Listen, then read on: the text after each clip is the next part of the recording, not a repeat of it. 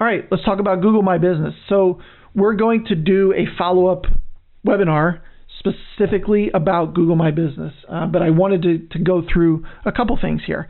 When you type in a phrase, in this case, window treatments Memphis, 71% of the clicks for this particular page are going to what we call the 3-pack or the organic listings, the first couple results in the organic.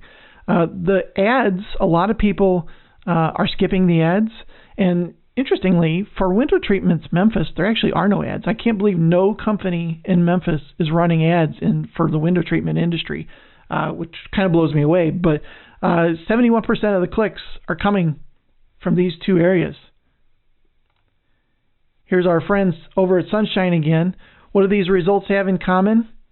Well, here they are in what we call the 3-pack. Here they are organically. The other cool thing is they're actually ranking 2 times for the phrase St. Louis draperies. They're taking the first 2 results for that phrase, therefore pushing one of their competitors off of the front page, which is even better. 3 opportunities for somebody to click on that result.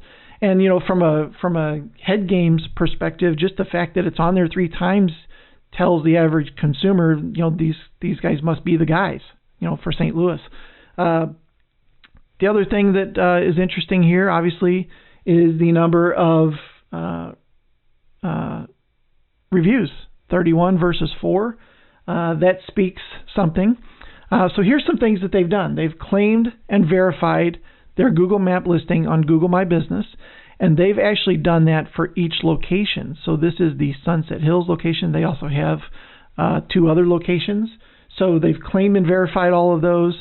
There's no spam in the company name. So some companies will try to put in here window treatments in St. Louis, window treatments and coverings in St. Louis, or something like that, when the actual business name is Sunshine Drapery and Interior Design. So that can get you kicked out pretty quickly, so be careful not to be spammy when it comes to putting in your name. Make sure you use your real name. Lots of online reviews. That's an obvious one.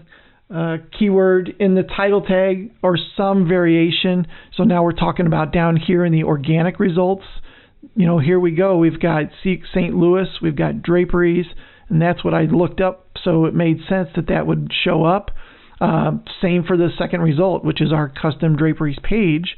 The word draperies and St. Louis come in there as well. So nice little result there, especially the fact that it's 2 times and pushes somebody down. I love that. Lots of citations, which we'll talk about in a minute, with a consistent reference to their name, address, phone number.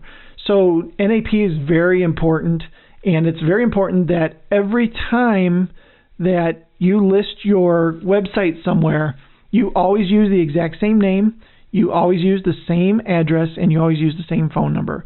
So this really comes into play with address. Sometimes you might put Ave, sometimes you might put Avenue, sometimes you might put BLVD instead of Boulevard, those sort of things. If you have a West, do you type out West or do you put W period? All of those things come into play when you're talking about building citations. And then they have what's called a solid link profile across the web.